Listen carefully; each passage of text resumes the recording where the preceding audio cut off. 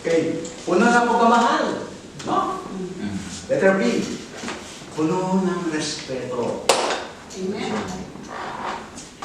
Pag nililingkod tayo, si Mary, the Bethany, puno ng respeto. Siguro, pagpasok niya sa siguro mga lalaki yun. Noong po, traditional na ito ng mga Hudyo, hindi ka pwede magkakaroon dito kung babae ka sa mga lalaki. Direct sa ating Panginoon. Because i-respect the tradition ng mga Hudyo. Kasi bawal yun. Kaya tingnan niyo si Martha na galing kay Maria. Di ba? Lalaki yung kausap ng Panginoon, pero siya nasa tabi siya sa paaral ng Panginoon, nakikinig siya. Pero ang sabi ng Panginoon, oh, Martha, sabi niya, ang dami mong iniisip. Pero si Maria, pinili niya yung the best. Yung makinig sa aking paaral, makinig sa mga salita ko, sabi niya. That's serving.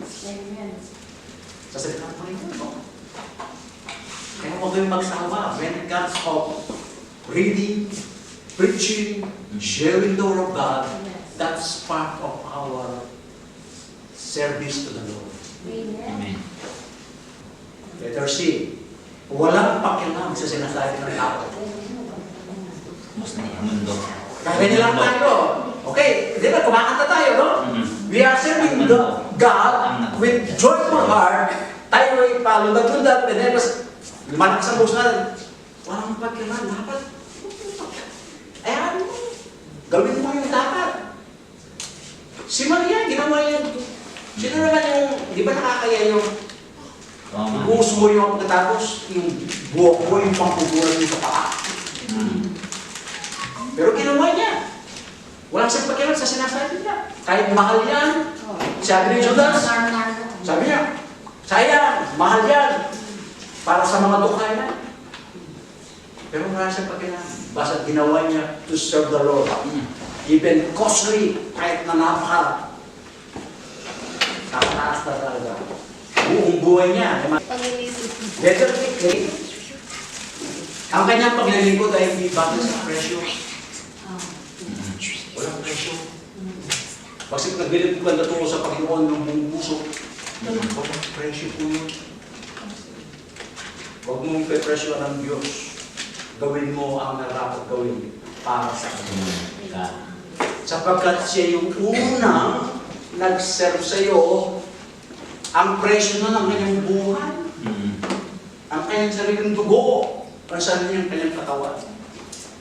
Hindi pa naman tayo nakapag-serve na putulang kamay, pinutulang kamay para sa ilan. Kaya hindi pa nangyayari sa atin. Pero ang ating Panginoon, pinako. Kung hingin ng Diyos yung kanyang kagaya na kanyang pagsiserve sa atin, sino kaya makakapag-serve? Wala. Hindi natin kaya gawin yun. Kaya ang Panginoon nga, kahit na simpleng bagay, tinatanggap niya yun. Kagaya nun, yung babae, bagamat yan ay bawal noong unang panahon, pero tinanggap niya yun.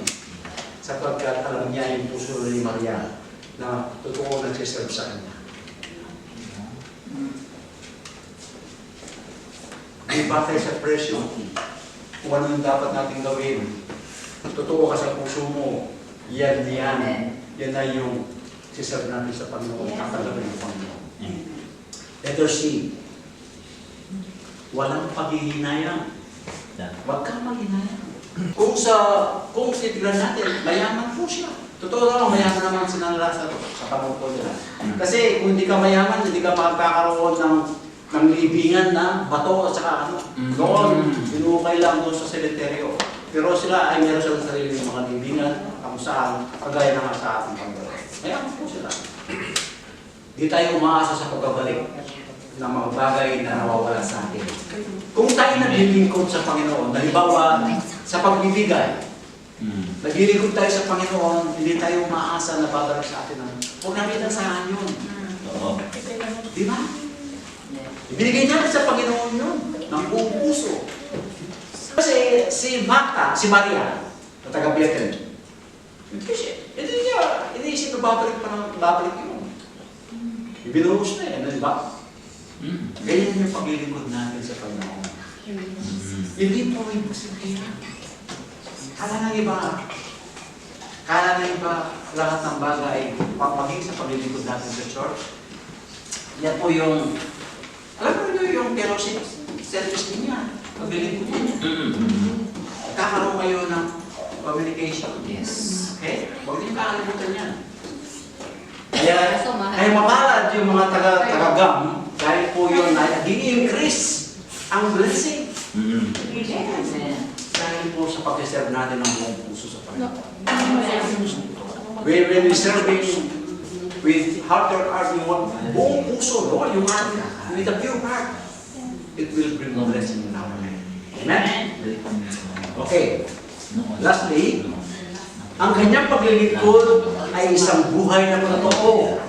Alam mo yung paglilingkod ninyo, ay isang patotoo natin yan sa buhay natin. Okay? Di naman kayo pwedeng maglingkod sa ibang Diyos, kundi naglilingkod tayo sa totoong Diyos. Amen? Si Maria of the Bethany, naglilingkod siya sa totoong Diyos at Panginoon. Kaya yung kanyang paglilingkod ay naging patotoo. Ang sabi po niya ng ating Panginoon sa ginawa po niya, no? Alam po niya, sabi niya, kapag ito ay shinare ang gospel na ito, in memory for this woman. Kaya po dito, isang patotoo. Okay, amen? Alam ka, sabi po niyang Philippians 1, chapter 1, verse 3 and 5. Nung nananalangin po si Pablo sa mga Kristiyano, sabi niya, ako'y nasisiyahan kapag naalala ko ang inyong pananampalataya. Naalala ko kayo na bilang mga born again. Masaya ako kapag ako nananalangin. Hindi yung nananalangin ka kapag naisip mo ng kapatid mo, naisip mo ang kanyang ginagawa na hindi.